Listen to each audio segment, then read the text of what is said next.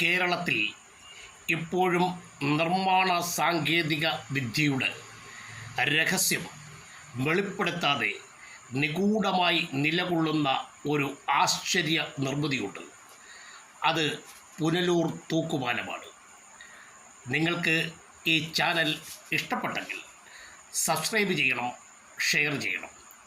പുനലൂർ തൂക്കുപാലം ദക്ഷിണേന്ത്യയിലെ ആദ്യത്തെ സസ്പെൻഷൻ ഡക്കാണ്. ഒരു പക്ഷേ ഇത്തരത്തിൽ ഒരു തൂക്കുപാലം ലോകത്ത് തന്നെ അപൂർവമാണ്. 1871 ആയില്യം തിരുനാൾ മഹാരാജാവിൻ്റെ കാലഘട്ടത്തിൽ അന്നത്തെ ദിവാനായിരുന്ന നാണുപിള്ള നേതൃത്വം കൊടുത്താണ് ഈ തൂക്കുപാലം നിർമ്മിച്ചത്. ഈ തൂക്കുപാലം നിർമ്മിക്കുന്നതിൻ്റെ പ്രധാനപ്പെട്ട എഞ്ചിനീയർ ബ്രിട്ടീഷുകാരനായ ആൽബർട്ട് ഹെൻറി ആയിരുന്നു. 1877 പണി പൂർത്തിയാക്കുകയും 1880 അത് പൊതുജനങ്ങൾക്കായി തുറന്നു കൊടുക്കുകയും ചെയ്തു.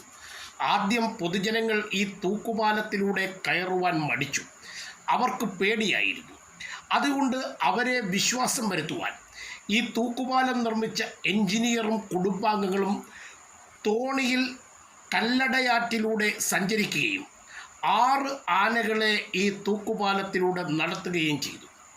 അങ്ങനെ അത്രയ്ക്ക് ബലമുള്ളതാണെന്ന് പൊതുജനങ്ങൾക്ക് മനസ്സിലാക്കി കൊടുത്തതിന് ശേഷമാണ് ഈ തൂക്കുപാലത്തിലൂടെ പൊതുജനങ്ങൾ സഞ്ചരിക്കുവാൻ തുടങ്ങിയത്.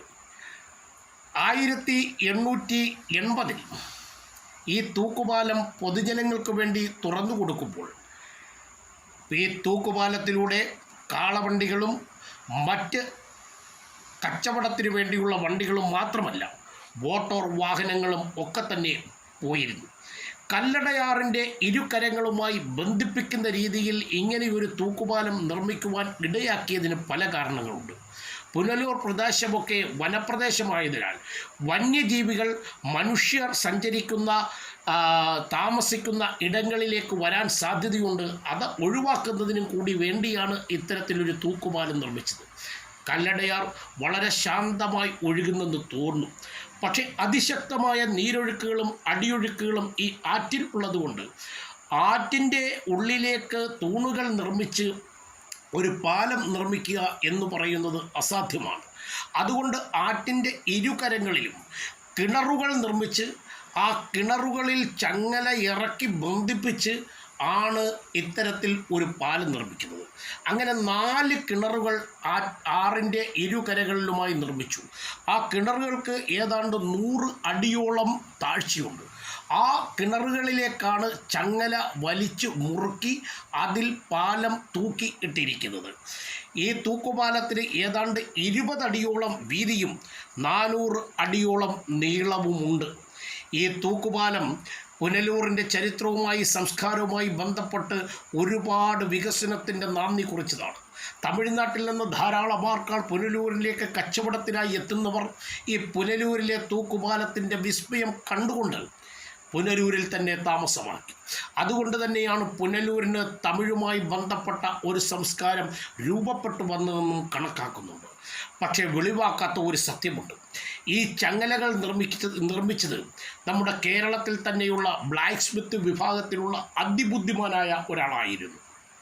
അവസാനം ഈ ചങ്ങലകളൊക്കെ ഈ പാലത്തിലെ പ്രധാനപ്പെട്ട തൂണുകളിൽ കൊരുത്ത് നിർമ്മിച്ച അദ്ദേഹത്തെ ബ്രിട്ടീഷുകാർ തന്നെ വധിക്കുന്നതിന് വേണ്ടിയുള്ള ശ്രമം നടത്തിയെന്നും അദ്ദേഹം അവരുടെ വധശ്രമത്തിൽ നിന്ന് ഒളിച്ചുപോയെന്നും പറയപ്പെടാത്ത എഴുതപ്പെടാത്ത ചരിത്രം നിലനിൽക്കുന്നുണ്ട്.